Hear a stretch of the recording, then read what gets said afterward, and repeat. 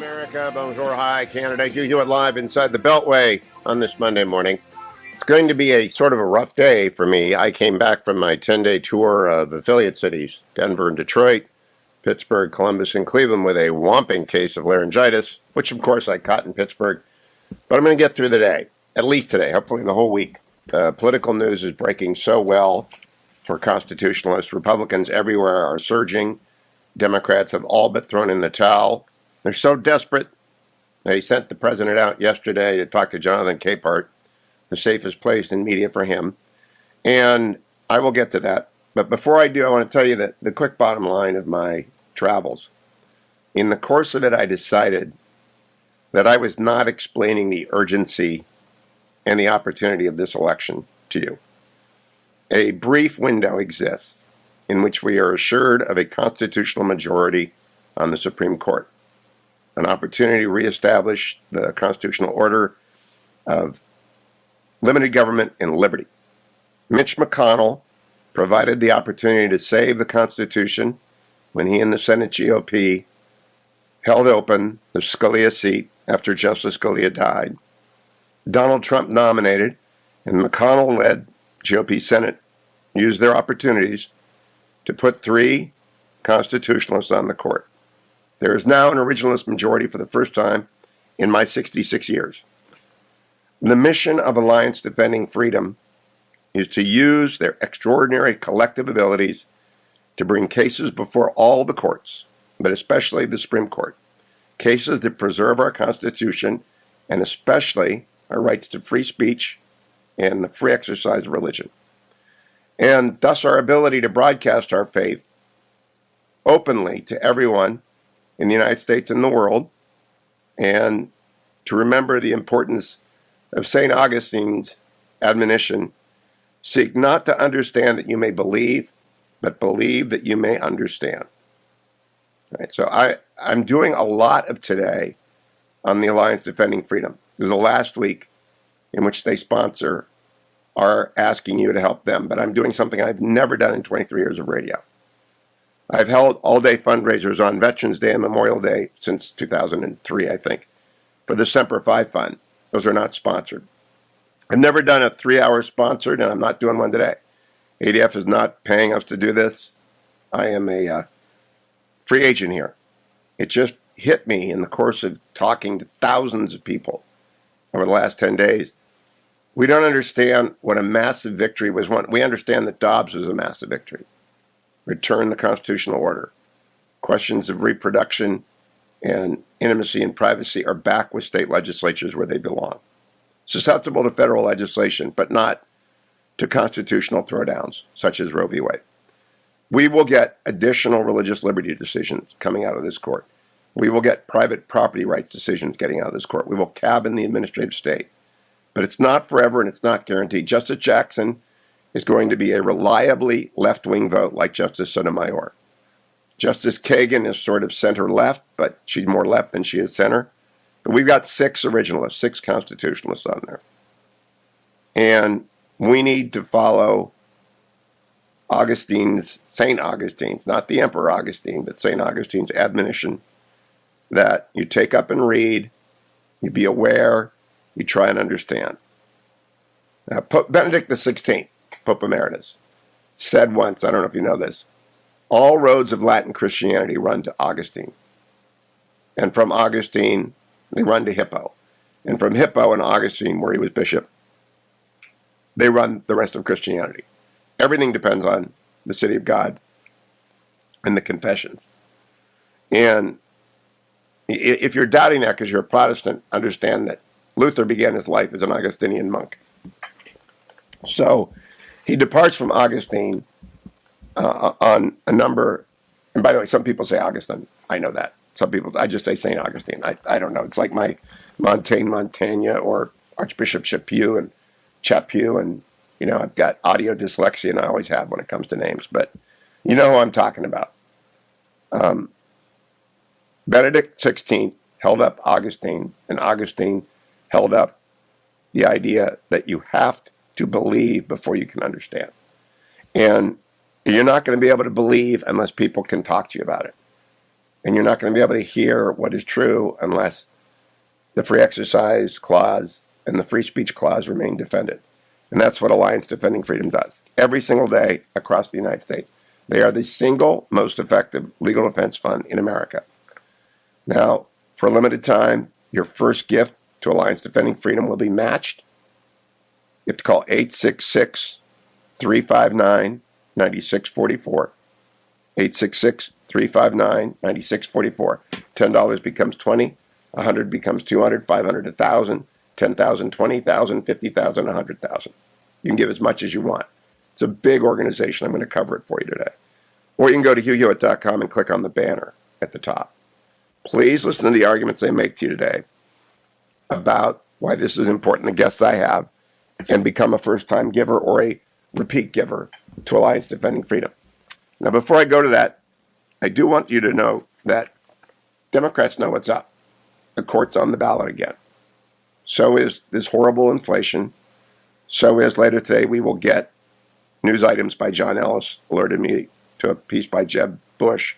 We're going to get a report later today on how much learning we lost in the last 2 years because of teachers' unions. It's a disaster. We're going to hear a lot today about what do we do. What we do is first put the Republicans back in charge of the legislative branch. It's the first thing we do. They have to patrol appointments to the judiciary. You know, normal liberals will be fine. No more radical left-wingers. Can't afford it. We've got to keep the schools open. We have to allow dollars to follow the students. We've got to stop spending except on defense. And if you watched the Chinese Central Committee over the weekend, you know that Xi Jinping is the most dangerous man in the world right now. He completely packed the Chinese Communist Party.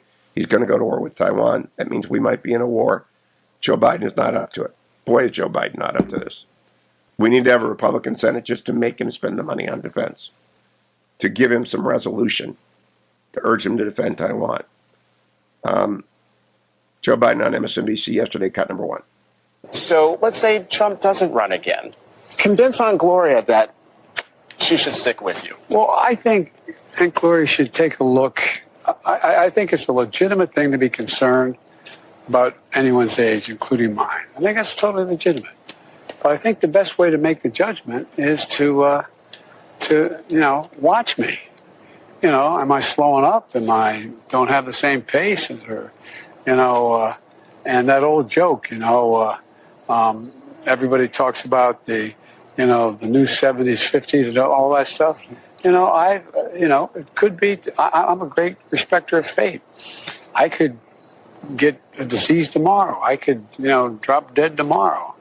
But in terms of my energy level, in terms of how much I'm able to do, I think people should look and say, does he still have the same passion for what he's doing? And if they think I do, all right, I'm going to take the president at his word. Watch him.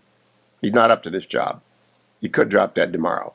President Harris, do you want the Republicans in charge in the Congress if that happens? Do you want the Republicans in charge with him? Joe's very confident. Cut number two.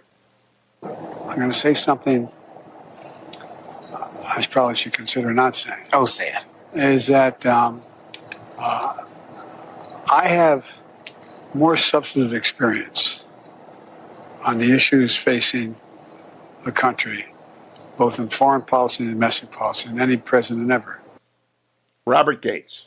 He's been wrong on everything for 40 years. He's still been wrong. Remember that substantive experience in Afghanistan? Remember that substantive experience in not arming Ukraine before Putin advanced? Now, here he is, one more, cut number 5. Do you support a federal fund for individuals like myself who need to take time off work, obtain child care? The answer is absolutely. But guess what? We need the same votes we need to overrule to reinstate the decision that was struck down by the court. I mean, I do support that, and I've urged. You can't remember Roe v. Wade. Companies to you do can't that. remember Roe v. Wade. And then cut number 7 quickly. Do you think states should have a right to ban gender-affirming health care? I don't think any state or anybody should have the right to do that. As a moral question, All right, right as a there, legal question. the National Health Service of Great Britain yesterday announced grave new concerns over transgender health care for children under the age of 18. So the president is wrong again. We're just used to him being wrong. Today I want you to be right. Go to hughhewitt.com. Make a first gift to Alliance Defending Freedom. Make a large gift to Alliance Defending Freedom. Welcome back, America. Hugh Hewitt, voice challenge, but with you this morning. Back from 10 days, I want to thank Morgan Ortega's first time in brilliant radio talk show host. I want to thank Kurt Schlichter. I want to thank Ed Morrissey, Bob France. They all filled in for me. As you know, I took off from Maine, went to Denver, first came to D.C., to the Beltway, went off to Denver, came back to D.C., went off to Detroit, went from Detroit to Pittsburgh, got sick in Pittsburgh, of course, moved on to Columbus, moved on to Cleveland, came back yesterday, can't talk. Now, laryngitis is a funny thing. Occupational hazard happens once or twice a year. And when I get it, you power through until it goes away completely. And I really wanted to power through today because today is Alliance Defending Freedom Day. I told you in the first segment, I'm focused exclusively on Alliance Defending Freedom today and begging you to become a first-time supporter, because what I learned on this road trip is a lot of you you're not celebrating enough that we have the first originalist court, the first constitutionalist court, the first center-right court of my lifetime because of Mitch McConnell and Donald Trump and the GOP Senate.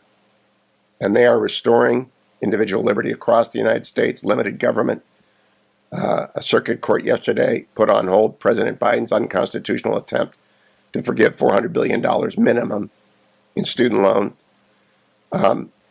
They're protecting your ability to pray and to evangelize. They are protecting your ability to speak out. They are stopping cancel culture. They will protect school choice. They will protect it all. But it's a limited window, and we need to save it in the elections that are coming up. Now, the good news is legacy media is thrown in the hat. They know Democrats have lost. Democrats know Democrats have lost. Listen to Nancy Pelosi yesterday, cut 12. And the fact is that when I hear people talk about inflation, as I heard him there, we have to change that subject. Inflation is a global phenomenon. Yes. The EU, the European Union, the UK, the British have higher inflation rate than we do here. It's not, the fight is not about inflation. It's about the cost of living. And if you look at what we have done to bring down the cost of prescription drugs, to bring down the cost of energy and the rest. She admitted there, I got to change the subject. We can't talk about inflation. In Cleveland on Saturday night, I asked, it was a crowd of maybe 650 people. I'm going to give you 5 issues. I want you to stand up for the number one issue. I gave them inflation, crime, the border, education, and China. Inflation won, but it was close, and it was a dead heat for number 2. The issue sets are all with us, all with us. That's why Republicans are winning across the United States. We've got to stop the destruction of individual standards of living. We have to restore the schools. We have to put safety first. We have to cabin China, and we've got to control the border. So we're going to win. We got to win big. We're going to get the Senate back. Let me do a little business so I can really concentrate on Alliance Defending Freedom. I will tell you, go to the banner at hughhewitt.com, make a donation to Alliance Defending Freedom, or you can call 866-359-9644 right now. If you're making a first-time gift, it will be doubled by a generous donor to ADF. And if you're making your 50th gift, make it the biggest gift ever. Because now is the time. We've landed on the beaches of restoring the Constitution. It's there. Now we've got to move inland, and we've got to take the Constitution back. And the Supreme Court's going to lead that effort. But we can't allow radical judges onto the bench in the interim. At Inside the Beltway Live, where I hope to go back to bed, at least into a quiet room for the rest of the day. I don't want to miss a minute of the program between now and the election. It's going the right way. It's going to be a landslide for Republicans, and everyone is throwing in the towel about that in the legacy media. They know it. They're beginning to true up the polls. Keep adding at least 4 points to every poll that you see for the Republicans, because Republicans won't talk to pollsters. At least 4. I think we're going to make a clean sweep of Georgia, Ohio, Pennsylvania, Nevada, maybe Colorado, maybe Washington State. Outside chance in New Hampshire. I may be forgetting something, but Herschel, J.D. Vance, Dr. Oz, they all look like locks to me. Blake Masters is, I think, at least even. Katie Hobbs is falling apart. Democrats are falling apart. Carrie Lake's going to win easily. for the governorship in Arizona. I think he's going to bring Blake Masters across the line with her. And I think Tiffany Smiley can beat Patty Murray, who's done nothing. When these test scores come out today, parents are going to realize again, oh my God, what did we do? We got to get Democrats out of power. In the state legislatures, in the judiciary, we've got to get education to be back about kids again. We need school choice. We need to follow the Ducey example. Everywhere I went, huge enthusiasm on the Republican side, but also a lot of questions. Probably the most misunderstood thing is the huge victory that was won by Mitch McConnell and Donald Trump when the former with his Senate colleagues held open the vacancy created by the untimely death of Justice Scalia so that the American people could vote on who would fill that. They voted for Donald Trump. He filled that, as well as with Justice Gorsuch, along with Justice Kavanaugh and Justice Amy Coney Barrett. And we have, for the first time in my lifetime, something I've worked my whole adult life for. I finished law school in '83. Up until then, until I went to law school, I was a national security guy working for Richard Nixon, studying it as an undergraduate, thinking that was going to be my life, national security, and instead going into law and law professing and law representing people, so I know both sides of it. And now I do my best work when I tell you about Alliance Defending Freedom, my very best work, when I tell you to go to HughHewitt.com and give some money. We have 5 fingers. I've told you this many times. 5 fingers to remind us of our 5 obligations. Number 1, you got to support your church. Your number 1 job is to support your church. Number 2, a parachurch ministry, something that does the work that a church can't do for a variety of reasons. Churches don't have lawyers. They can't bring cases defending the free exercise of religion. Alliance Defending Freedom does that. Right? So that's the second one. Third, someone that educated you. It can be a tutor, it can be a high school, it can be a college, it can be a graduate school, someone who educated you. I support Warren JFK when they need it. 4, another college or another education institution that is trying to save the next generation, which has got so much saving to do after the pandemic. And then 5, a charity that supports wounded warriors. I picked the Semper Fi Fund, and those are the 5 deaths. And then do it again. More for your church, a second parachurch organization, a second educational opportunity, a third educational opportunity, and again, the Semper Fi Fund or the fund.org. Now, Alliance Defending Freedom is a sponsor of this show.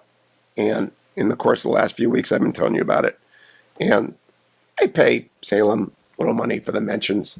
But this is all doing on my part. I don't have to do this. I'm doing this because the crowds I spoke to did not understand what has happened. A unique window has opened. You know, they talk about winning in your Super Bowl window or your World Series window. The Cleveland Browns are clearly not in their window. If you watched yesterday, because the NFL refs are not going to let them be in there, but it just didn't come up. They're not going to be in their window until next year. We're in the window for saving the Constitution right now because of the originalist majority. Right now. Returning limited government, reaffirming our right to free speech, reaffirming our right to assembly, reaffirming our right for the state to leave us alone from interference with our ideas, and especially our right to free exercise of religion. It is a window that opened with the confirmation of Justice Amy Coney Barrett and the arrival of a 6th originalist, constitutionalist, conservative on the court.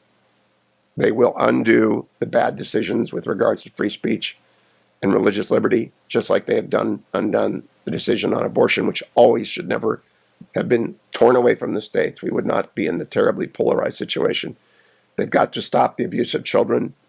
They've got to stop the simple dismissal of law that the president did when he approved the student loan bailout. They've got to do a lot of things, but they can't do it unless advocates bring forward cases, well argued, well prepared, well briefed, talented people, best lawyers in America at Alliance Defending Freedom.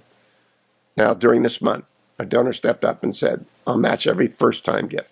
If you've never given to Alliance Defending Freedom, you will have your gift matched. All you have to do is call them at 866-359-9644, 866-359-9644, or go to HughHewitt.com, wait for the banner to load at the very top. You have to count 1, 2, 3, and the banner loads. Done on purpose so that you watch for it, you know where it is. Highly secure, very effective way. If you're a first-time donor, it will be matched. If you get $50,000, it'll be $100,000. I hope someone out there is going to do that. If you give $250,000, it'll be $500,000. I hope someone out there is going to do that. These people, I'm going to talk to 9 of them today. devote their life to defending you. And I began the show by telling you, last night, because of this laryngitis, a funny illness, it doesn't really hurt, leaves you a little fatigued, but you do cough occasionally. So I woke up at 3 a.m. And when I wake up at 3 a.m., what do I do to go back to sleep? I listen to Will Durant or Churchill. And I'm done with Churchill for the time being, so I listen to Will Durant. By chance, I'm in the Age of Faith. I think it's Will Durant's third book. And I ended up listening for an hour and a half to his 3 chapters on Augustine, St. Augustine, who was a sinner's sinner. Man, that guy, I remember reading the Confessions as a college freshman. Had a great teacher. He went off to the University of Colorado. I wish I could remember his name. Maybe somebody. He taught great autobiography. So, you're a freshman in college. You know what you're doing. I have no idea what courses to take. I don't even know how to do a course schedule. I don't. In John F. Kennedy High School, they tell you where to go and what to do. You arrive at Harvard, and they give you this big, thick book of courses. Say, pick 4. So I'm looking through that. And you got a bunch of requirements. One of those is a humanities course. I'm there to study government. That's why I want to be at Harvard. So I'm looking around, and here's a thing on great autobiographies, taught by this long-haired hippie. And it was a fabulous course. Might have been the best course I took outside of political theory with Harvey Mansfield. And Judah Schlar was pretty doggone good, too. But John Finley on, I shouldn't say the best. It was one of the best courses I've ever taken. I can't remember his name, though. If any of you know, we taught great autobiographies. And we read Confessions, which I'd never read, by Augustine. And I thought, wow, there's a guy I understand. Young and full of sin and pride and brilliant. And off he goes to, he leaves Africa, where he's born. Africa was the cesspool of the world, according to one wag of the time, and Hippo was the cesspool of Africa. So Augustine goes off to Rome to continue his education. St. Monica, she knows her son is a philandering, sleep with anything that moves kind of guy, and she's praying for him all the time that he finds Christ. And he dumps her at the port, jumps on a boat, skips off, doesn't get married. She'd arranged a marriage with him, with a 12-year-old girl, for 4 years later. Instead, he takes a concubine, which was perfectly legal in Rome. And as he details in the Confessions, he just lives the life of a lusty young man in Rome, and that was a pretty lusty life until he had his conversion experience. There was Manichaeism, there was Donatism, there was Pelagian heresy.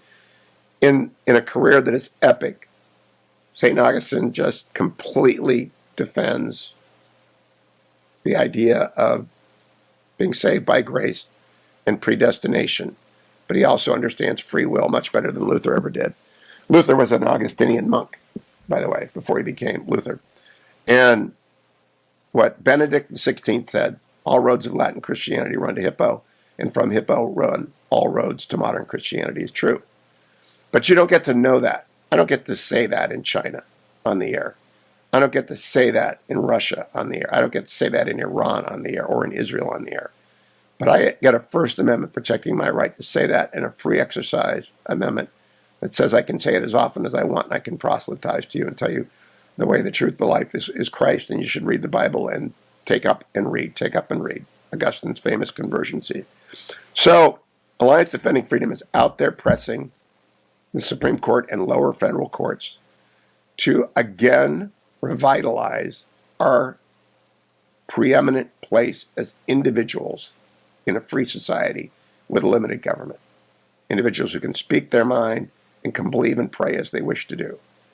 And there are some secular voices that argue this, and there are some great conservative leaders. I think of Archbishop Chaput, who wrote Render Unto Caesar and Things Worth Living For, 2 great modern improvisations on the city of God. Augustine's great theological treatise. And I need ADF to be in the field to protect this, because I need my kids and my grandkids to have these same freedoms. And ADF has been doing it for 30 years, and I'm going to keep doing it with your help. 866-359-9644. 866-359-9644. Alliance Defending Freedom. I'm just creating the caption note for today's podcast, and it says, Mitch McConnell and Donald Trump saved the Constitution. By the former, with his GOP Senate colleagues, by holding open the SCOTUS vacancy after Justice Scalia's death, and by the latter, nominating in the form of confirming 3 originalist justices. Most of today's show is a discussion of how Alliance Defending Freedom is using the opportunity to preserve, in some cases restore, our constitutional rights to free speech and free exercise. And it's the most important thing. That's it. What's the purpose of existing? To get to heaven. Right? That's the purpose of existing. Get to heaven. How do you do that? You tell people, or you learn it, you hear the word, you read the word, you get it. You get there. And then you pass it on to other people. And that requires free exercise of religion. It requires free speech. That's what Alliance Defending Freedom does, has done for 30 years. They are 12 out of 13 victories. I'm expecting Matt Sharp, Senior Counsel and State Government Relations, National Director of ADF, but he may not be calling. We'll talk to Lathan Watts at the top of the hour about this. But all they will tell you is the thousands of lawyers who serve for free and the dozens of lawyers who labor for less, a lot less. I mean, we've got some of the best lawyers in America working for Alliance Defending Freedom for a fraction of what they could be making in the private sector. Whereas Alliance Defending Freedom does not charge their clients. They don't charge a dime. They get like 10,000 requests a month for legal assistance. Maybe it's a year. I think it's a year. And they take as many as they can. And they do it all because of donors like you, making small contributions. First-time contributions will be matched, whether it's $100 or $1,000 or $10,000 or $100,000. Go over to HughHewitt.com or call 866-359-9644. And please make a generous donation today. And with my voice going downhill, I do not know if I'll be here tomorrow, if I can't talk at all. So I'm going to spend today just telling you, driving it home, Alliance Defending Freedom is saving the Constitution because Mitch McConnell and Donald Trump put in place a Supreme Court majority and justices on the circuits who will send forward questions about limited government and personal freedom to the court that are framed correctly and pose the most important questions. And we are winning. We won with Dobbs. I had to remind the audiences, again, if you're just tuning in, my voice is shot because I went from Maine to D.C., from D.C. to Denver, from Denver to D.C., from D.C. to Detroit, from Detroit to Pittsburgh, Pittsburgh to Columbus, Columbus to Cleveland, talking to thousands of people in conversation with hundreds. And they are insufficiently appreciative of the window that is opened. They're very glum because inflation is killing them. Education has failed their children. Public education has failed their children. Public health failed the country throughout COVID for 2 years. Didn't sound the alarm as early as Tom Cotton did. Reacted with caution, but the lockdown was a terrible idea. They should have locked down seniors. Vaccine was a great breakthrough, Operation Warp Speed. But the idiocy of COVID and the overkill just destroyed children. Education. Boy, that numbers today are going to be terrible. And look, people are afraid to go out of their house in big cities. There were 2 rapes on the Philadelphia mass transit system of a 13 and a 12-year-old over the weekend. There was a carjacking and a killing in Washington, D.C. Everywhere I went, there were terrible stories of crime. Everybody knows the border just had 2.3 million people cross it. They closed the books on fiscal year 2022. And the border there is no border. There just isn't a border. Joe Biden gave up on it. Do you know they caught 98 known terrorists, people on the watch list at the southern border in 2022? 98. That's more than the previous 5 years combined of known suspected terrorists on the terrorist watch list. That doesn't talk to us about how many got away. And one would have to assume that state-sponsored terrorists are at least better equipped than those from less state-sponsored. If you're ISIS, you haven't got a state behind you. But if you're Iran's agents, you do. So we catch a few of the Iranian agents coming into America to kill people, and that's what they're doing. But we don't catch them all, and they get here. And the Secret Service told us that. And so the border is wide open. There's lots on your mind. I think I mentioned as well China's on people's mind. But and so people are depressed, and they're activated, and they're voting, and the early votes are great. Democrats have given up. In fact, I don't think Democrats want to win. I think Democrats know in their heart we can't have 2 more years of Democrats running the Congress, or we'll have inflation at 15% instead of 8.5%. They took it from 2% to 8.5% in 2 years. Okay, add another 6.5 on, we'll be at 15%. Democrats spend like they spent the last 2 years. That's all they do. That's all they know how to do is spend money. And they don't understand what $31 trillion in debt is. And our military has never been this weak in the modern era. And the modern era begins with the fall of the Berlin Wall. Never been this weak. Xi's never been this strong. So it's an important election. You got to get out there. You got to vote. And Democrats know they're going to get crushed. Good. Make it hurt. Make it stick. Tell me you love the Constitution. During the break, please head to hughhewitt.com and be generous at Alliance Defending Freedom, or call 866-359-9644. Dig deep, please. I'll be right back on the Morning Glory, America. Bonjour. Hi, Canada. Hugh Hewitt. Challenged by laryngitis, but not missing today's Monday show from inside the Beltway. I am back from a trip from Maine to D.C., from D.C. to Detroit, back to D.C., then to Denver, then to Pittsburgh, then to Columbus, then to Cleveland to talk to affiliates about this election. And they're all juiced up. They're ready to march. Republicans are going to win. But they're also a little downhearted, and they don't realize the great victory achieved over the last 5 years by Mitch McConnell and Donald Trump in securing an originalist majority on the Supreme Court and circuit courts that are now balanced and fair. And Alliance Defending Freedom, which is a sponsor of this show, but I'm not obliged to do what I'm doing today, which is devoting the entire show to ADF. I'm doing that so you understand the opportunity, the window of opportunity before us is open to bring into the federal courts challenges to protect our religious liberty and our free speech rights. And the people doing that are at Alliance Defending Freedom, including Lathan Watts, who is ADF's Vice President of Public Affairs. Good morning, Lathan. Boy, am I glad you're here because my voice cannot keep going. Thank you. Thanks so much for having me, and hope you get to feeling better soon. I feel great. You just can't talk when you've got it. Lathan, that's my job. Lathan, first, would you tell people who are tuning in for the very first time what Alliance Defending Freedom is? Certainly. So we are a nonprofit law firm that specializes in cases that protect religious liberty, free speech, sanctity of life, marriage, and parental rights for all Americans. As a nonprofit, we are supported by donors so that our clients are never billed for our work. We handle cases all over the country in all levels of the state and federal courts, including the United States Supreme Court, where we've been blessed enough to have won 14 times at the United States Supreme Court, and hopefully number 15 will be coming up soon. We have 303 creative that will be arguing in December. How many lawyers are on staff, Lathan? Total, I think we're now north of 300 employees, and that's all in. That's folks like me and public affairs and press and media. That's litigators. That's folks that work on our legislative team. That's HR, accounting, finance. That's our paralegals. That's our secretaries. That's right. Everybody who's doing the courier services. It's Exactly. a big law firm. It's big law, but it's big law for not-for-profit, and it's to benefit the church. That's what I just tell people. Lathan, how did you come to work at ADF? People like to know why. Almost every person I know at ADF could be making more money somewhere else. I mean, a lot more money somewhere else.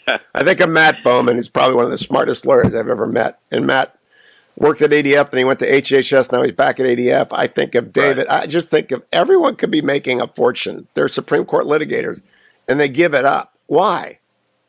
Well, to me, it's the chance to work on things that matter, and you can't put a price tag on that. My whole career has been in basically in the political process and public policy and trying to make good policy. In and around the political process that we have. But when I learned about the nonprofit side of that and organizations that are issue focused, that's what led me to ADF. So I was sort of in that area. But ADF, they work on all of the things that are the issues that are going to have a lasting impact beyond when I'm dead and gone. I've got 2 daughters. I'm concerned about the world that they're going to inherit, and ADF is the premier organization that's doing the work on all of these issues in our culture. And I discovered, Lathan, when I was out on the road for the last 10 days, people are like me. They're worried about their grandchildren. When you have grandchildren, everything changes. Right.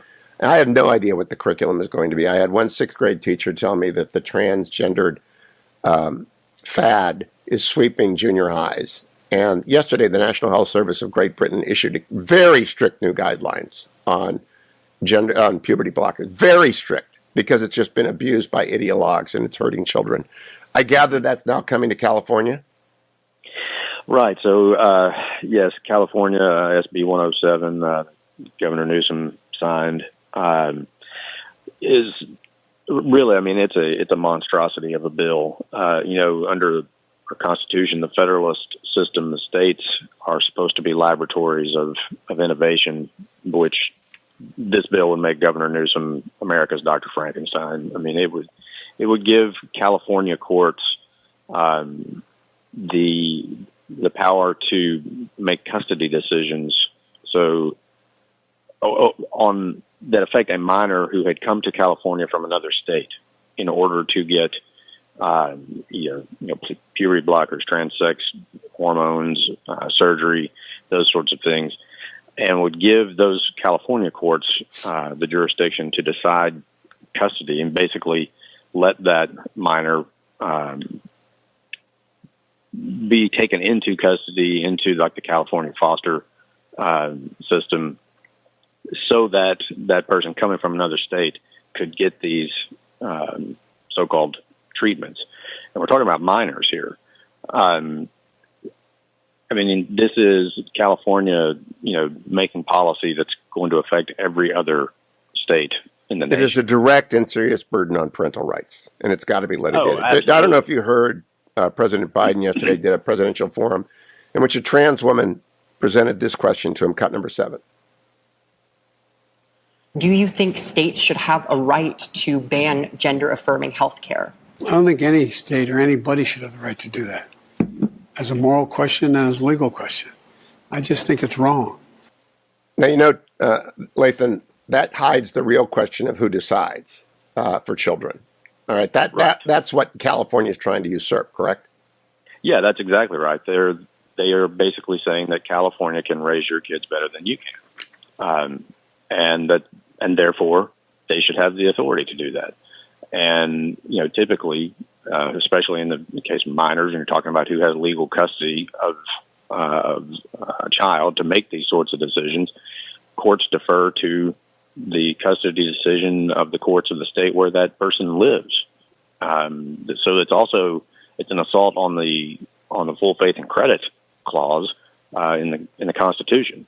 So I expect that the first time a minor flees one state to come to California for these sorts of life-altering and irreversible procedures, those parents need to take the state of California to court, and the state from wherever that kid came from needs to take the state of California. And Alliance Defending Freedom will help them. ADF helps everyone free of charge. Now, I don't often talk about the transgender issue, Lathan, because behind every case there's a troubled child. And a child is having difficulty in a family that's in crisis. And the last thing Christians should be is other than compassionate. But the law is different from the individual. The law cannot be made to conform to the progressive worldview that gender doesn't matter and that boys can be girls and girls can be boys. And that these are decisions that adults can make for themselves when they become adults, but children have to be kept. And schools cannot become advocates for this. And the entire controversy is collapsing our education system into the narrowest of focuses at a time when it's collapsed so broadly. Certainly. I mean, and this is part of the work the ADF does in protecting parents' rights, which also helps protect children.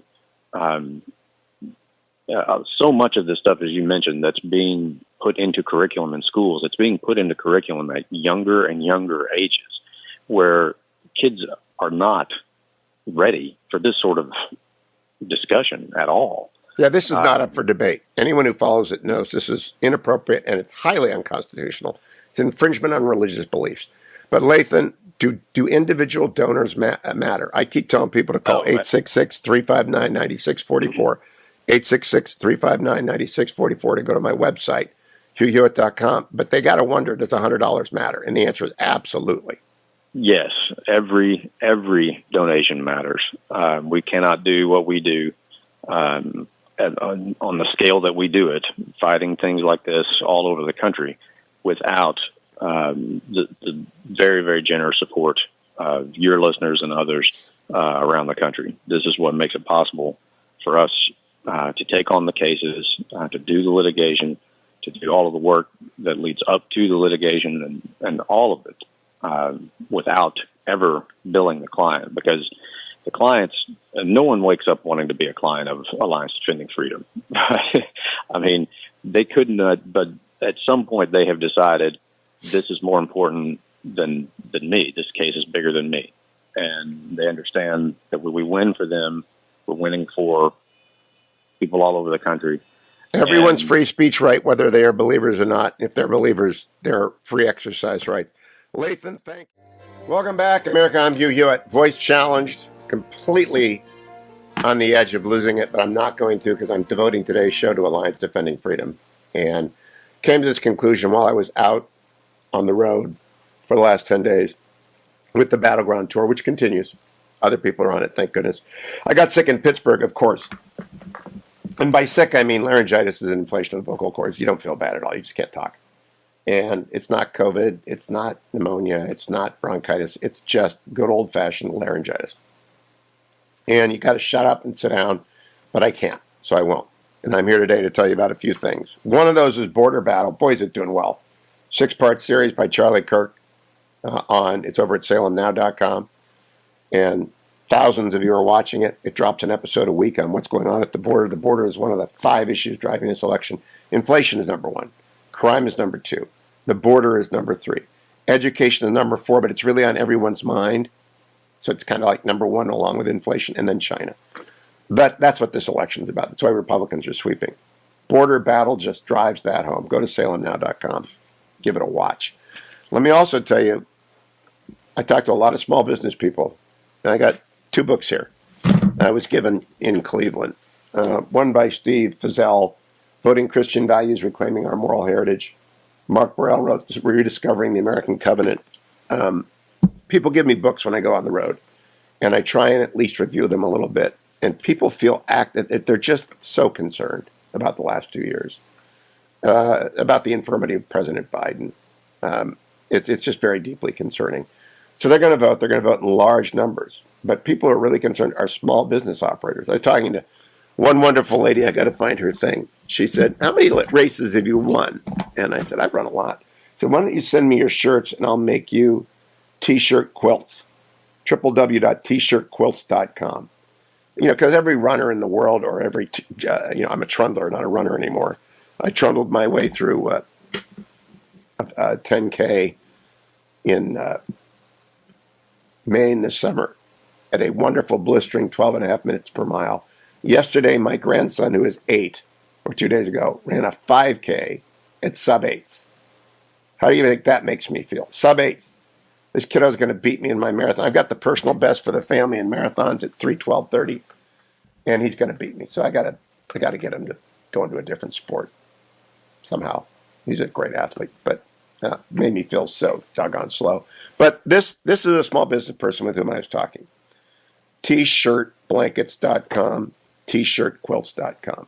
And you send them all your T-shirts from races, and they make it into a quilt. I think it's great. I'm going to do that.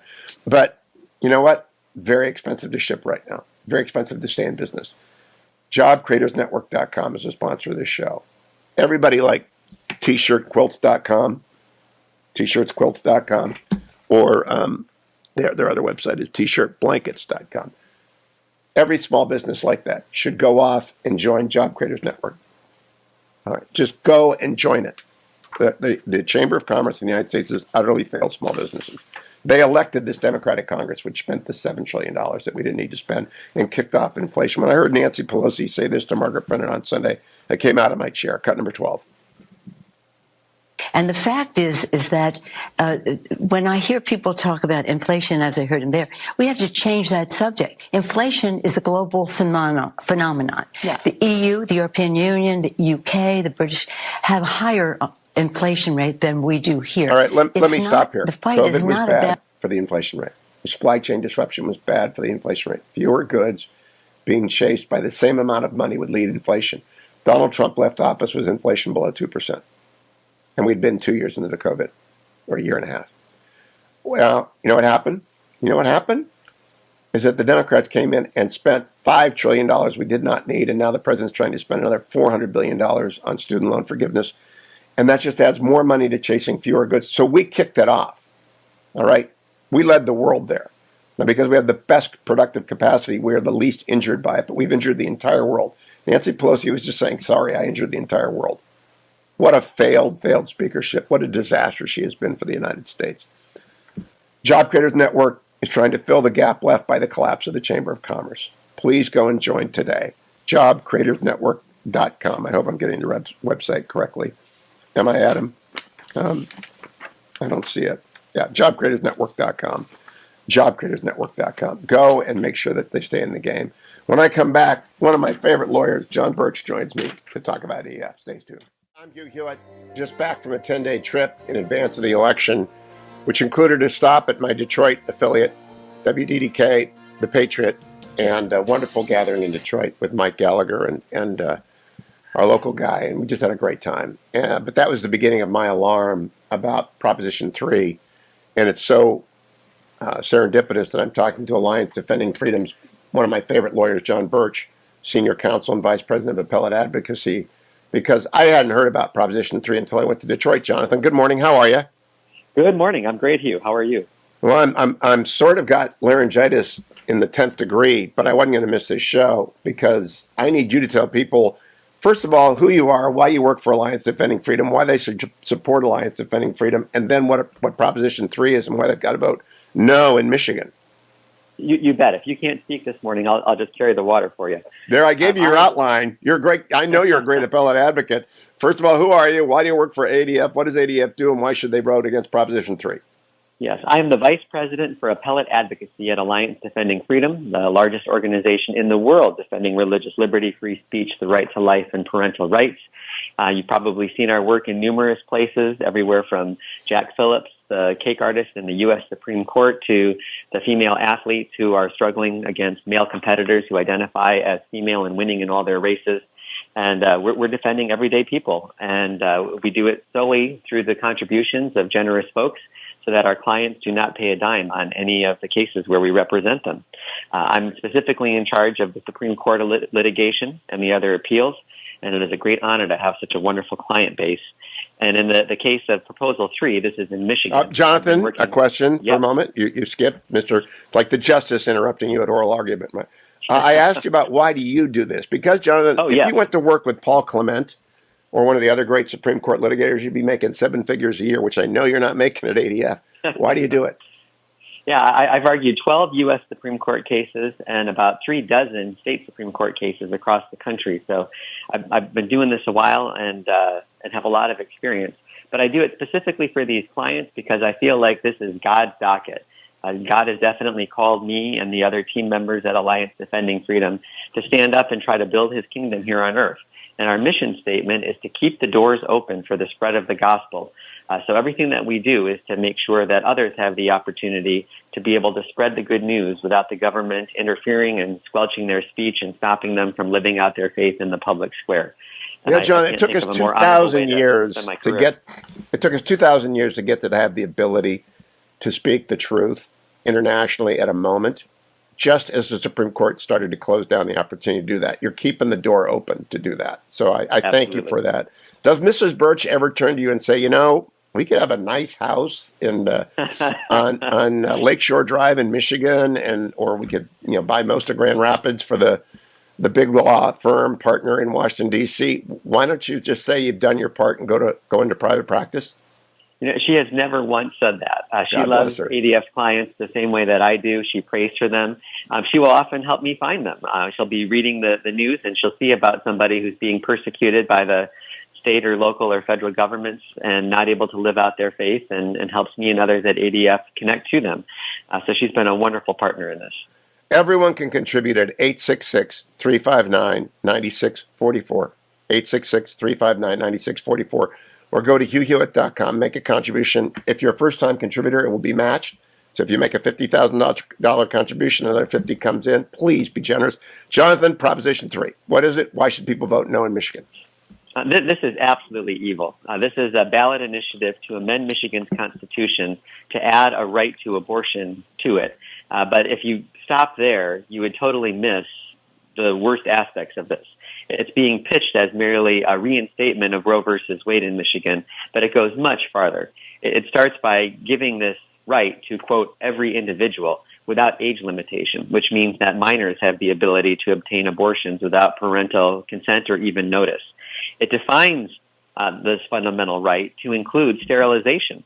So that means minors who are seeking cross-gender sterilization or puberty blockers would be able to get those as well without parental consent or even notification. It also defines the fundamental right to include infertility care, which means that Michigan's law regarding paid surrogacy would fall by the wayside. It allows abortion through 9 months of pregnancy by including one of those mental health exceptions. It eliminates any health care regulations by the state, in effect, by requiring that they can only be passed into law if they're consistent with accepted clinical standards of practice. Well, who sets the accepted clinical standards of practice for abortion clinics? Abortionists do. And they don't abide by things like hospital admitting privileges and health and safety regulations that cover other surgical centers. Maybe most ridiculously, it allows someone who doesn't even have medical training to participate in an abortion without consequence. It says that the state cannot penalize, prosecute, or otherwise take adverse action against anyone who aids or assists in an abortion. And not only would that protect the non-medical professional, a true back alley abortion, but it also ensures that if the abortionist commits gross malpractice and maims or kills the mom as well as the baby, the state would not be able to take adverse action against them. And then just as a final kick in the teeth, by requiring that the state not discriminate against the right to abortion, it most likely authorizes taxpayer funding of abortions, which are currently illegal in Michigan.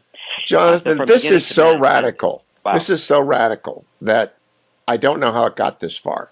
How did it get this far? Who is sponsoring this? It's not a return to Roe v. Wade. People should remember Roe v. Wade protected the so-called right to abortion, which was made up until viability, but not thereafter. It doesn't restore Casey, which said no undue burden after viability.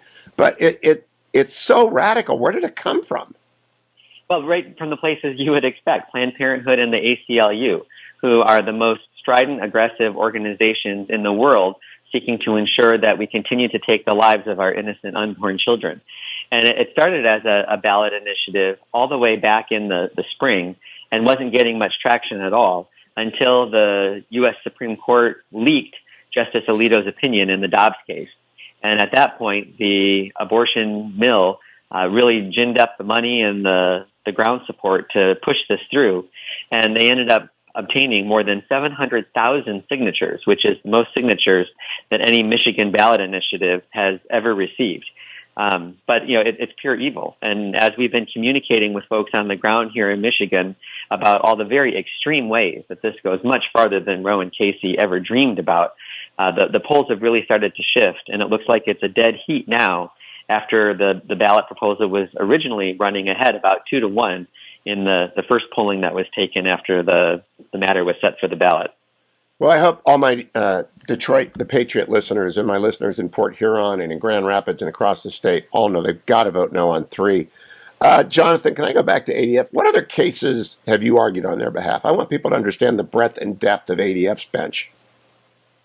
Well, one of the recent cases that I argued was in the Sixth Circuit Court of Appeals, where I secured the first ruling in a federal court of appeals in the country to recognize that a public college or university cannot, consistent with the First Amendment, compel a professor to use preferred pronouns of transgender identifying thank God. students.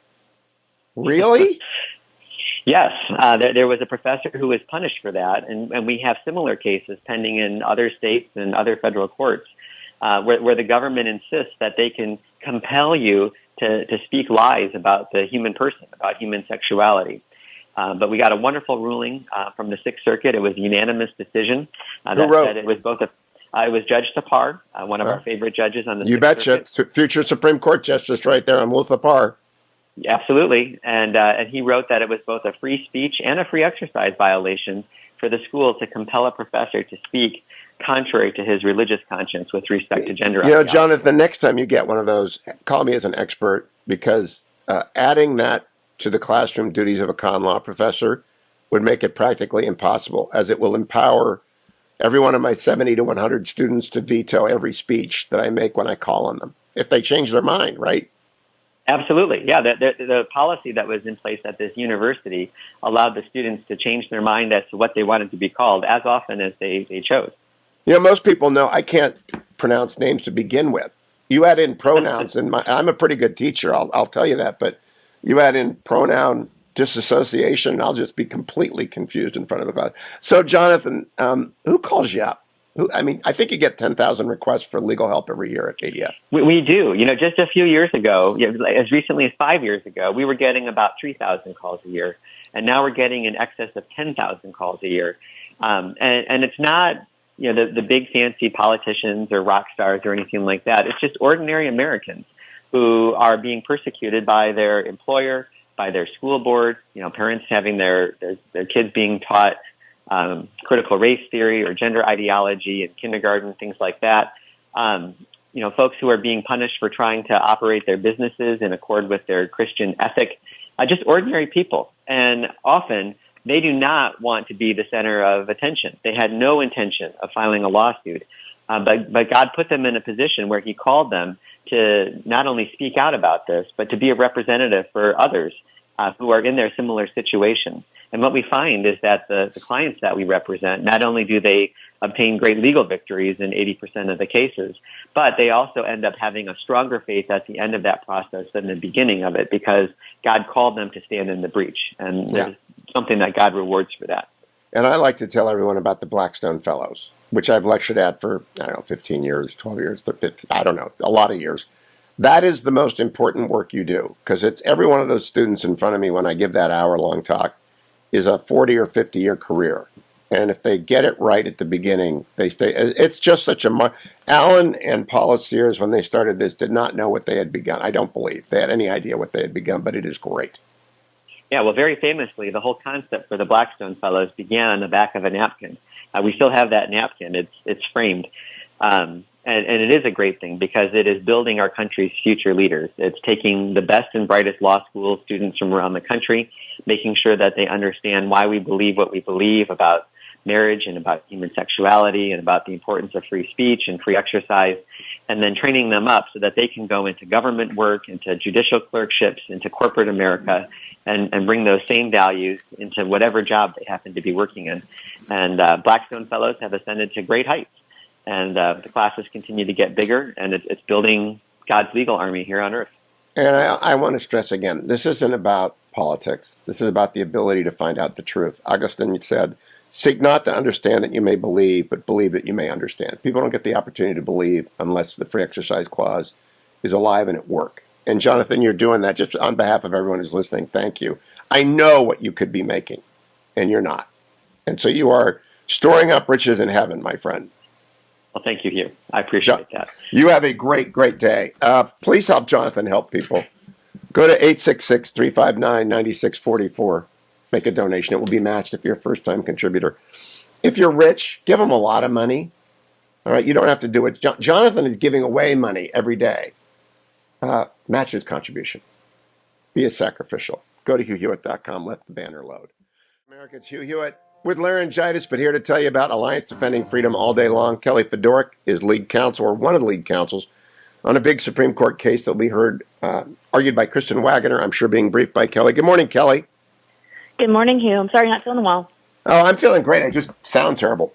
Kellie, tell me if you can, first of all, why did you join ADF?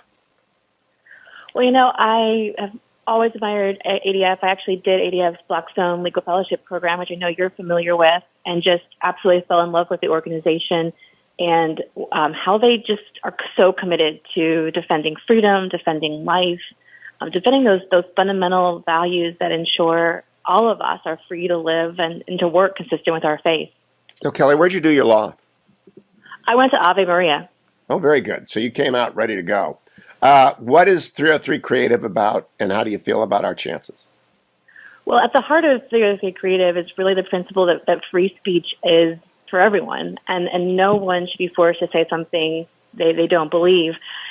Here in Colorado, just like they went after Jack Phillips, the cake artist from Masterpiece Cake Shop that I'm sure many of your listeners remember and recall, Lori Smith is a graphic designer. She designs websites, and Colorado is trying to force her to design and celebrate same-sex weddings, and that goes against the very core of who she is. She serves everyone, but she can't promote all messages, and they're trying to tell her what she can and can't say. Now, this seems to me to be a slam dunk, and I think the record of Colorado's Human Rights Commission is so appalling that the Supreme Court is going to reject this quickly, but it's still got to be argued. It's still got to get there. How many hours do you think of legal work have gone in by ADF into 303 Creative? Well, certainly at this point, because we're all the way at the Supreme Court, this case has been going on for 6 years.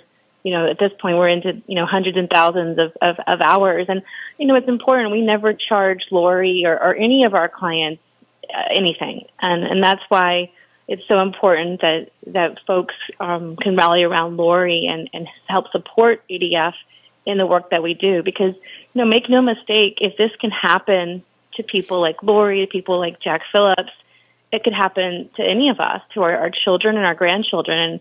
And, Ronald Reagan always says freedom is never more than one generation away from extinction. We have to stand for it. We have to fight for it. Now, I know at least 3 justices listen to this show on their way to work some days, so I'm hoping they're listening to me right now. They've got to come out with a clear and definitive statement about coerced speech. They just have to stop this, because the progressive movement is intent upon destroying believers' ability to believe and not be made and coerced into making statements they do not believe in. I think we need to have an adamant 7-2. I think we can get Kagan on this. Justice Kagan is reasonable. This is an astonishing assault on the creative ability to speak your mind freely. Well, it is, and I think you don't lose your freedom of speech when you choose to make a living. The government can't deny this to artists, and it can't deny this to anyone. And to your point, regardless of whether what your beliefs are, we always say that a win for Lori is a win for everyone. That means the LGBT graphic designer who doesn't want the government to force them to do something they don't believe, to criticize same-sex marriage, for example. It protects the Democrat, the atheist, whatever our beliefs are. Free speech is essential to a free country, and it really benefits all of us. So we're very hopeful the Supreme Court will uphold that foundational principle that they've affirmed multiple times over the course of history, that bedrock. Okay, Kelly, let's test if Blackstone got you ready. The toughest question for advocates of Lori and Jack, et cetera, is, we went through this with segregation. We had to pass the Civil Rights Act of 1964 to ensure that black Americans would be treated the same as everyone when they went in to get a service from a hotel or a restaurant. Why can't we make people get a service from anyone providing a service in the marketplace? Well, that comparison is both absurd and offensive, and it really serves only to shut down a debate when people raise it. I mean, Lori works with people who identify as LGBT. In fact, what's interesting about this case is Colorado agreed. Colorado has conceded that she works with everyone, regardless of race, regardless of sexual orientation, and has done so throughout her career. And so this is Lori's decision about whether to design a project. It always focuses on what her art will express and never on who, never on the person who requests it. And in contrast, businesses in the Jim Crow South, they refuse to work with African Americans in any capacity based on who they were. And so it's just completely a different situation. And public service, such as a hotel room, a restaurant, a travel, is not the same as speech. Even if people are racist, and I mean just horribly, terribly misguided, evil racists, we do not control their ability to speak their racist thoughts, because to do so would be to violate individual liberty. We'd rather beat them in the marketplace of ideas. The Civil Rights Act and these acts have nothing in common. Do you find that persuasive, Kelly? I think that certainly is a good point, and I also think it's important here that Lori has a belief about marriage. Her belief is one that's between a man and a woman. Other people have their beliefs about marriage, but the Supreme Court has been really clear that people of good faith, decent, honorable men and women uphold that belief of marriage. And so the Supreme Court needs to protect everyone's beliefs, regardless of what those may be, regardless if they're in the minority regardless if some people don't like them, we still protect free speech. Alliance Defending Freedom is going to win that case, and I hope the justices make it an adamant win. Kellie, thank you. Good morning, Gloria America. Bonjour, hi, Canada. Here live back inside the Beltway after a 10-day trip that took me from Maine to D.C. to Denver to D.C. to Detroit to Pittsburgh to Columbus to Cleveland to talk with live, actual, honest-to-goodness thousands of people and answer hundreds of questions about the elections that are coming up. Voter enthusiasm on the center right is extraordinary. It's off the charts. But they're also a little down the mouth, and they forgot what got done in the last 5 years because of Mitch McConnell and Donald Trump. We have, for the first time in my 66 years, a Supreme Court devoted again to originalist understanding and constitutional decision-making, not living Constitution, but written Constitution decision-making. One of the people who's out there defending this window of opportunity, trying to keep it open and bring cases forward, is the Senior Counsel and Senior Vice President for Corporate Engagement at the Alliance Defending Freedom, Jeremy Tedesco, who I've known for more than a decade. Hey, Jeremy, good morning. Hey, Hugh. How are you? Good. This is a new role for you, isn't it? Yeah. We started this department in ADF about a year ago. So well, tell us about this department, because I think a lot of people are going to want to donate to ADF, and I'm going to give them the phone number to do that at shortly. But tell people what this is all about. Yeah, we started this focus on corporate America and trying to solve the problem of the corporate threat to free speech and religious freedom and life and all the other issues that we work on day to day in the courts and the legislatures, because we became very aware, both as an institution ourselves, but also from a broader movement perspective, how the left was using corporations as an end run around all of the great victories that we have in courts and in legislatures protecting these fundamental freedoms. And so, when you can convince the Fortune 500 to regulate in a way that the First Amendment doesn't allow you to, if you're the government, then you've de facto regulated America without changing a law or winning a court case. And so to sustain these freedoms, we have to make sure that we don't allow businesses to become politicized in a way that they become essentially weapons in the culture wars. And right now, unfortunately, the left really controls, what side of that those questions the corporations fall on. Oh, you're telling me there are exactly two proxy advisory firms in the world that advise most of the companies on how to vote. ESG actually stands for evading scrutiny of government, because if you adopt the right things that the left-wing progressives of the permanent bureaucracy want you to adopt, they'll leave you alone. And those left-wing things penalize people of Christian faith, other faith, and people of no faith at all, but who have different opinions from the ESG world. And finally, we're on the field, Jeremy. It took us a while, but we're on the field. Yeah, and so, one of the things, though, that we learned as we looked at all this is, unfortunately, a lot of our tools in the toolkit, like First Amendment litigation, and even proactive legislative measures to protect these fundamental freedoms, are very difficult tools to use when private corporations are involved in censorship and religious discrimination. It's not that it can't be used, but it's not as easy a path to using those regular tools. So what we did was we stood up this Viewpoint Diversity Score Business Index, which is essentially a third-party accountability tool to measure corporate respect for free speech and religious freedom. And we're using that plus a lot of other efforts, but that's really our cornerstone of our work right now, to shed light on what's going wrong in corporate America, why are they censoring speech, and why are they so hostile to religion, what are the policies and practices that are causing those things, and then ultimately to recommend corporate policies and guidelines and parameters to get these corporations to stop discriminating against speech, to stop discriminating against religious faith, and build up a culture that respects these values, because they're so essential to free market and living in a free society. Yeah, Jeremy, I do want to present good news as we go along. Yesterday, I'm watching the NFL, watching the Browns lose. And for the first time in a long time, I saw an ad that upheld an organization that I support, Prison Fellowship. Coca-Cola, local Coca-Cola inside the Beltway, put up an ad about how they support a fellowship with Prison Fellowship to serve the children of people in jail. First time, and then that's amid probably 50 ads, many of which have very highly politicized messages, either explicit or implicit. And I think that's because corporations are beginning to get pushback from the center right about being so uniformly hard left and progressive. Do you think that's underway? Yeah, I do think that's underway. Your listeners have probably seen some of the state treasurers pushing back against ESG and BlackRock, one of the big institutional investors that's so involved in pushing all these corporations down the ESG and left-wing path. But you're also seeing the state AG start to stand up investigations of the big banks for their complicity in the ESG political scheme, and this is really softening up the corporations, I think. Even what happened down in Florida with Ron DeSantis and him starting to pull away some of the benefits that Disney had, and even just the blowback Disney got from engaging on the parental rights issue down there. And so I really do think you're right that corporations at least understand that there is a counterweight and that they're going to receive some public backlash and some scrutiny if they continue down this path unabated. And so this counterweight is often obscured, Jeremy. I don't think people want to get involved. For example, the Don't Say Gay law is not a Don't Say Gay law. That's completely mislabeled. It's fake news. People hear that and they know that it's fake, but they don't want to stand up because they don't want to be thought to be anti-LGBT. All right, so they don't want it, so they don't. But now ADF is there, and if people contribute to ADF, they are contributing. What's the name of the project? The new project, Jeremy? Viewpoint Diversity Score. You can go to our website, viewpointdiversityscore.org, and all the information is right there, all the results of the index. And how do you score people?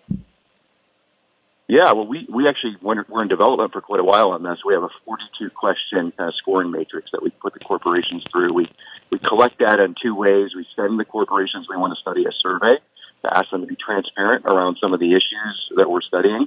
And then we also do kind of exhaustive search of the publicly available data as well. And we're looking at three things. How do they treat their workforce? How do they treat their customers and vendors and suppliers? And then how do they engage from a charitable giving and political advocacy perspective? And so are they cooperating with you? Corporations? Well, the first year we had 2 corporations respond to our survey, 2 out of 50. So we're growing this over time. It's an annual index. We had 50 the first year. Next year we're going to add 25 more companies. Now, people should notice that Blackstone's getting slammed. I mean, they're getting slammed because they've gone so left-wing. I am hoping that will incent other corporations to get on the viewpoint diversity as a means of protecting themselves if they are genuinely viewpoint neutral and genuinely encouraging of all viewpoints. You don't want to silence anybody's speech. You just want to make sure it's a fair playing field. Am I right? That's exactly right. The left's proposition to all these corporations is you must silence the people we disagree with.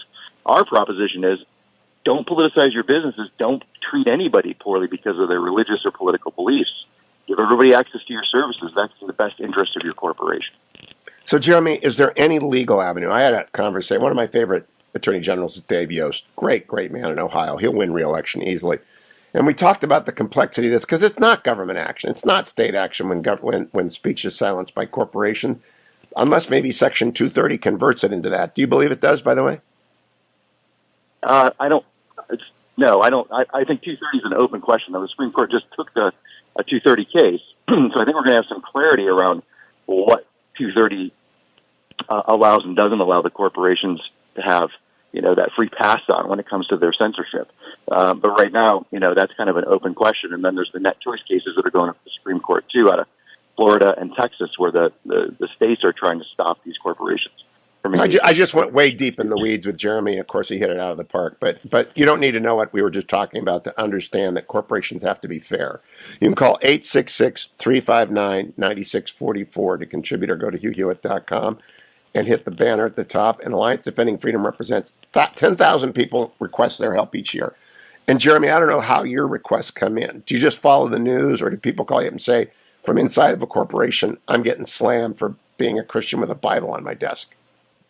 Yeah, we have people reach out to us, and we have an intake department where people call. They send us Facebook messages. They reach out to us through other kind of electronic means. So that's the main way they come through. Plus, we have a huge network of friends, allied attorneys, allied organizations who know to send people our way when their religious freedom or free speech rights are being violated, or their parental rights. So we have a quite a few paths by which people can reach out to us and ask for our assistance. Jeremy, if a CEO or a general counsel is listening this morning and they want some help because they're getting pushed by left-wing groups to do crazy things and they know it will hurt their business, will you advise them confidentially on how to fight back? 100%. Absolutely, we will. In fact, we have resources on our website, too, that are model policies and guidelines to kind of immediately start helping these corporations understand these issues and how to not politicize their workforces, the way they provide access to customers to their products and services, and how to depoliticize their giving and their political advocacy. One of the things I think is interesting from the standpoint of good news is, I'll get to that later. We'll stick around for another segment, Jeremy. We'll come back after a segment. Don't go anywhere. I'm Hugh Hewitt with laryngitis. First time in 23 years that I've done an all-day fundraiser for Alliance Defending Freedom. So I love ADF and their sponsor, Salem. I've never done this. I'm not obliged to do it, but I'm doing it because we're at a turning point. The window is open for serious progress in restoring constitutional liberties of religious freedom and free speech, and bringing accountability to the private sector, which is what Jeremy Tedesco, Senior Counsel at ADF, Senior Vice President of Corporate Engagement, is joining me to discuss. To contribute to ADF, call 866-359-9644 or go to my website, HughHewitt.com. Let the banner load at the top. Your first gift will be matched by a very generous donor. Jeremy, I wanted you to have a chance to conclude what you were saying about corporate accountability. Yeah, no, I appreciate that. Just on the side of hope, and things are changing, hopefully, for the better. We see some of these things happening. So these corporations, there's a handful of them, have been engaging in legal work, filing amicus briefs in some of our cases and other cases that are actually arguing against the free speech rights of people like Jack Phillips and Masterpiece Cake Shop, or Darnell Stutzman, the florist in Washington. But this year, we have another case that involves the same free speech issues, 303 Creative, that's going to be argued in December of this year. And none of the corporations filed an amicus brief in those cases arguing against 303 Creative, a website designer's right to create speech that's consistent with her religious beliefs. These are the small incremental pieces of progress we want to see. It's great to see that these corporations are not filing amicus briefs arguing against these small business owners' free speech rights and religious freedom rights. All right, very last quick question, Jeremy. Bar associations are clearly state actors, and they've begun to take action against people who speak in ways that they do not like. Is that part of your department to stop that, or is that a different department? ADF has that on its mission. We have been working against a rule called 8.4G. I won't go into the details, but it's a model ABA rule that would do exactly what you're talking about, create this kind of barrier to people of serious religious faith from being able to practice the profession of law. And so that's a huge problem. We've been working on it for years. And at some point, there could be some litigation around it because some of these states, may adopt rules that threaten the ability of people to, follow their faith and practice law. There is probably, if they can close off the courts to people like Jeremy and his colleagues at ADF, they will win by simply silencing them. Jeremy, thank you. The number is 866-359-9644. Or go to HughHewitt.com. I'm going to bring in Phil Schirler next and Lance Bashlaw, as well as an NDF client, Linda Barr, to talk about ADF. So I appreciate all of you listening today, but it doesn't work unless you give, whether it's $10 or $10,000. Welcome back, America. I'm Hugh Hewitt. Got a great lawyer, Phil Schirler of ADF, along with a great client, Lindsay Barr. Good morning to you both. Here on the Hugh Hewitt Show, Phil, I like to make sure that we begin by a statement from the lawyer about what the case is about so I don't screw it up. Tell people about it. Yeah, thanks, Hugh, and really nice to be with you. This case is about a school district firing a teacher because she expressed views about instructional material that were being shown to her own children. She had a First Amendment right to express her views on this material, and she did it in a conversation with the principal. They didn't like her views, and so she was fired. So we have filed a lawsuit down in federal court in Georgia to vindicate Lindsay's First Amendment rights. And Phil, which school district, if it's appropriate to say so, and where does the case stand right now? Yeah, thanks. So it's Bryan County School District outside of Savannah, and we have filed a motion for a preliminary injunction that hopefully will be heard soon. So, Lindsay, what I want to ask you is, how did you find out about Alliance Defending Freedom and their willingness to support your right as a teacher and a parent to be heard? Good morning, Hugh, and thank you for having me. I actually spoke to an attorney here in Savannah, and after she heard my case and said, I think that, you have something here, she recommended Alliance Defending Freedom, and so she kind of bridged us together. Now, Lindsay, you're a substitute teacher, so I assume you could not pay big law what it takes to bring this case. Exactly. Yeah, as a substitute teacher, my salary was $125 a day. Okay, so that's about 1/10 of an hour for big law. Am I right about that, Phil? Yeah, that's about right. Actually, yeah, it's about 1/10 of for Paul Clement, or one of the best lawyers in America, that would be about 1/10 of 1 hour. So, Lindsay, have they sent you a bill ever? Never.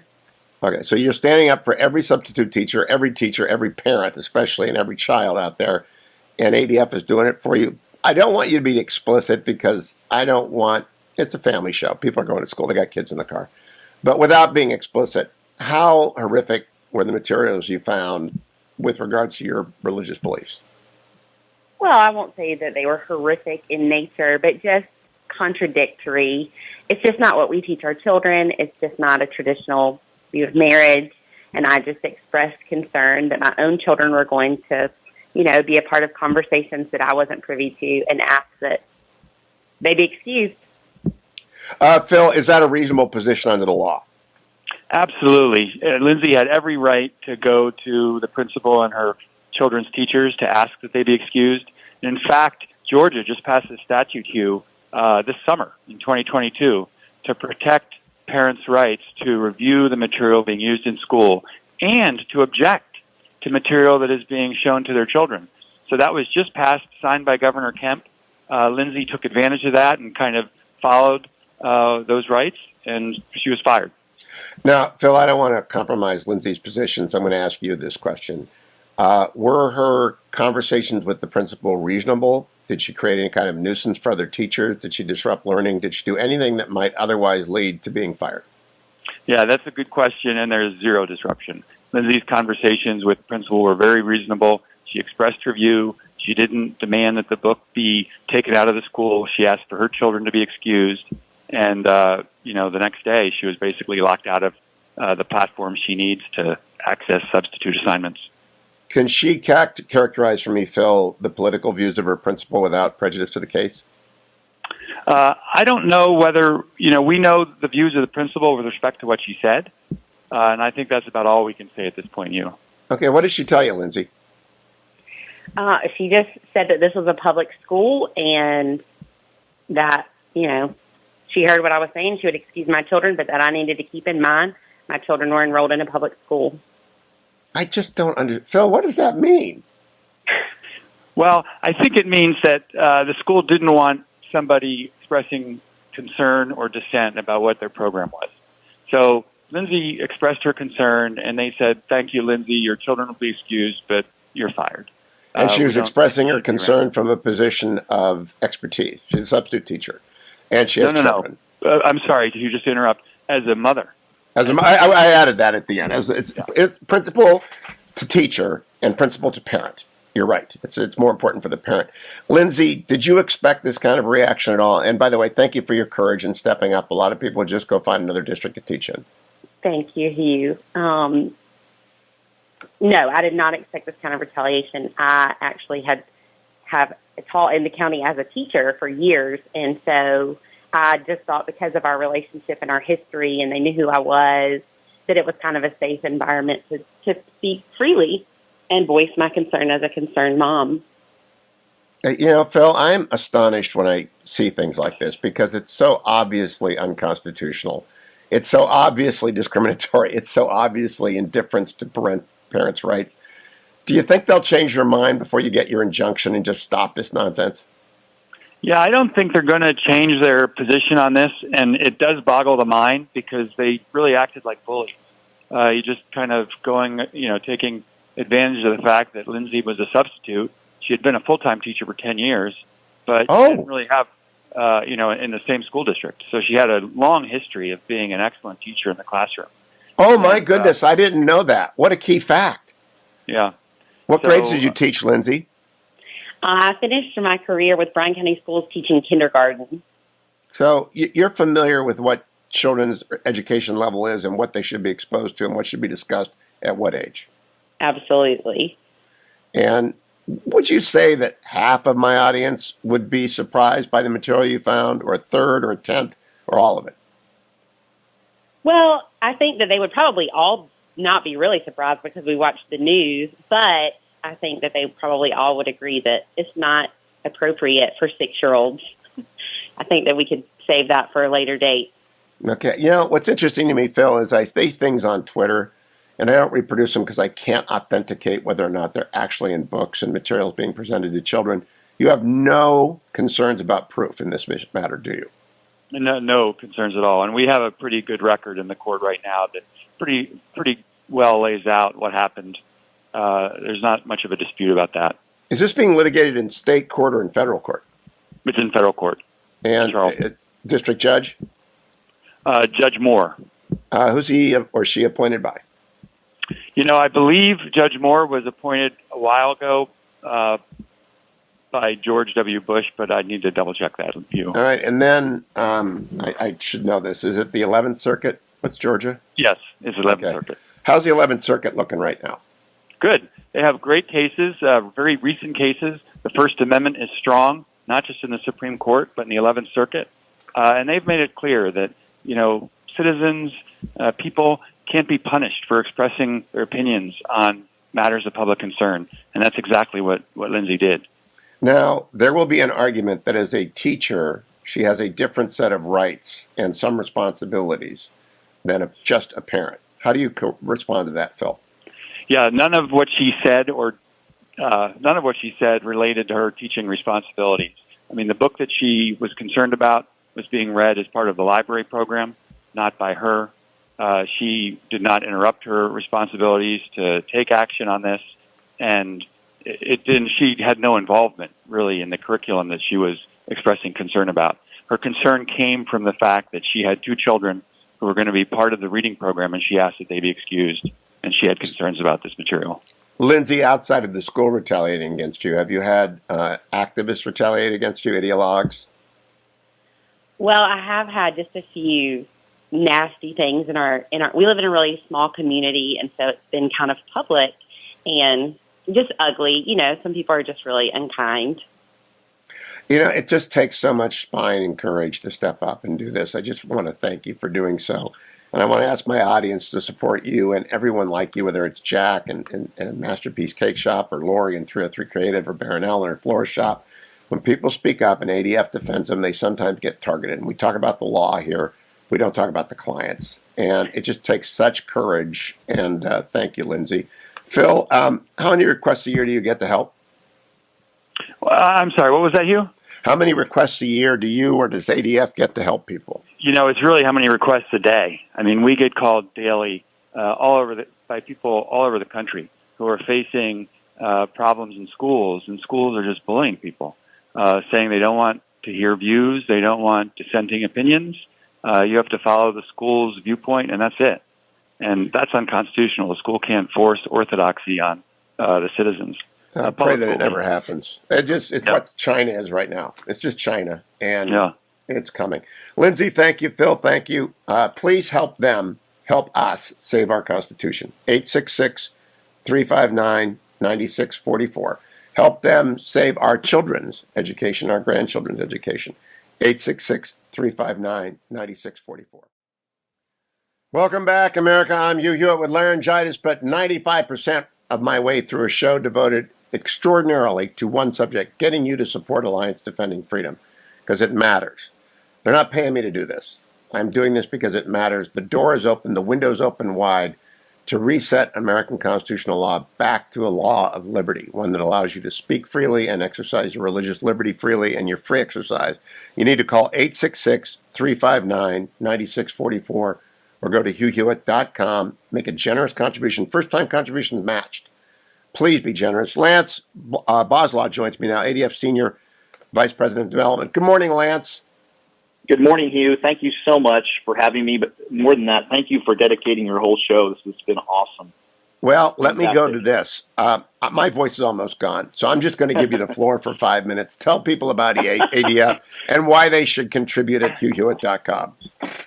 Well, I was just listening for the last hour or so, and even the last interview you did with Lindsay in Georgia. There's so many individuals like Lindsay who are just being hammered right now. I really don't know how else to say it. We can focus a lot on Jack Phillips, Masterpiece Cake Shop, and Baronale Stutzman, Arlene's Flowers, and you mentioned Lori Smith. Her cases now, we learned last week, will be argued at the Supreme Court on December 5th. So that's coming up in just a couple days.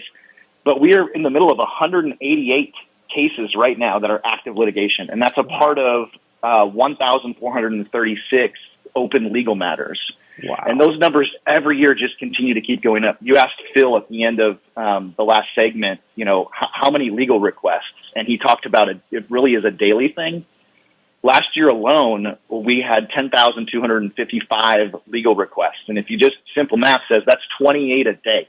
People knocking on our door, coming to the website, making a phone call saying, hey, can you please help me with this? And, this is everything from a nurse that does not want to participate in abortion to a teacher who doesn't want to participate in teaching students, particular curriculum that goes against a biblical worldview. A teacher like Tanner Cross in Loudoun County, Virginia, who simply wants to live out his life and the calling on his life to love and teach these students and help them build confidence. And meanwhile, he's being told by the district he has to use particular pronouns. And so those are just a couple people. But when you think about 188 active litigation cases that are going on right now, and all of that is done because of people like you and your supporters or your listeners who are supporting the ministry. We don't charge our clients anything. I mean, that's not how we were created. That's not why we're set up. Jack has lost 40% of his revenue. There's no way he would have been able to support himself now for 10 years through 3 cases to be able to get to this point.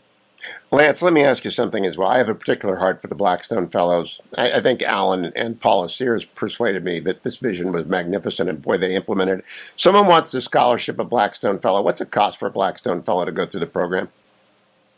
When you look, so for the summer, it's about 10 weeks or so, but when you look at everything that goes into that, it's around $15,000.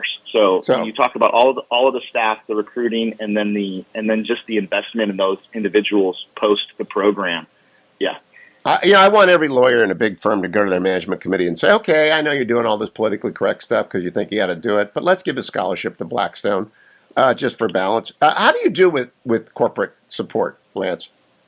We don't have hardly any corporate support. I think ever since it's interesting. We have our support really is individuals and then foundations, family foundations.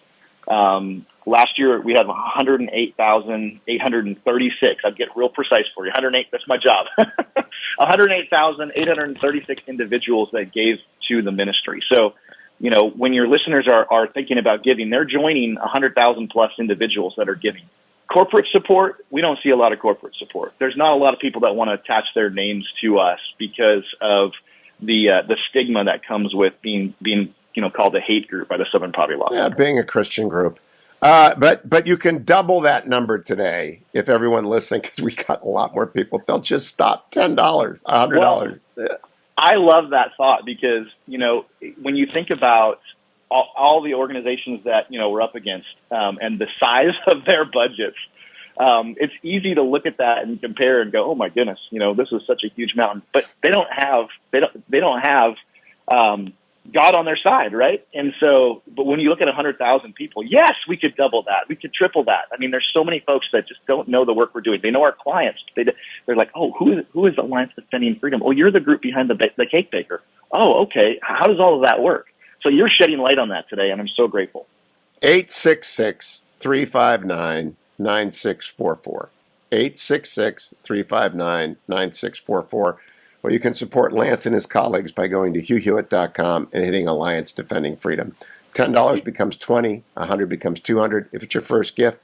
$50,000 becomes $100,000 if it's your first gift. So please go and be generous. Lance, thank you. Thanks to all of you for listening today. Hopefully the voice a little bit better tomorrow for Ted Cruz, J.D. Vance, and Herschel Walker, 3 of the senators who are going to help restore and keep our Constitution beginning in January. Don't miss it. Thank you, Dwayne. Thank you, Adam. Thanks to everyone from ADF who participated today. 866-359-9644. I'm Hugh Hewitt.